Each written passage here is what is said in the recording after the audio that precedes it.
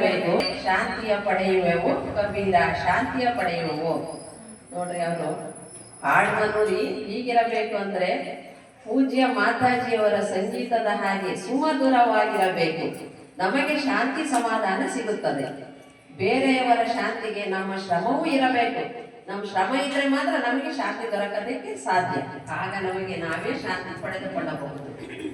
ಭಜನೆ ಮತ್ತು ಪ್ರವಚನ ನಡೆಸಿಕೊಟ್ಟಂತಹ ಪೂಜ್ಯ ಮಾತಾಜಿ ಅನನ್ಯಮಯಿ ಅವರಿಗೆ ಶ್ರೀ ಶಾರದಾ ದೇವಿಯ ಸತ್ಸಂಗ ಕೇಂದ್ರ ಮತ್ತು ಆಗಮಿಸಿರುವ ಎಲ್ಲ ಸದ್ಭಕ್ತರ ಪರವಾಗಿ ಧನ್ಯವಾದಗಳು ಮತ್ತು ಕೃತಜ್ಞತೆಗಳು ಸಲ್ಲುತ್ತವೆ. ಅದೇ ರೀತಿ ಪೂಜ್ಯ ಮಾತಾಜಿಯವರ ಭಜನೆಗೆ ತಬಲ ಸಾಥ್ ನೀಡಿದ ಶ್ರೀ ಸುಬ್ರಹ್ಮಣ್ಯ ಶಾಸ್ತ್ರಿ ಅವರಿಗೆ ಧನ್ಯವಾದಗಳು ಮತ್ತು ಕೃತಜ್ಞತೆಗಳು ಸಲ್ಲುತ್ತವೆ.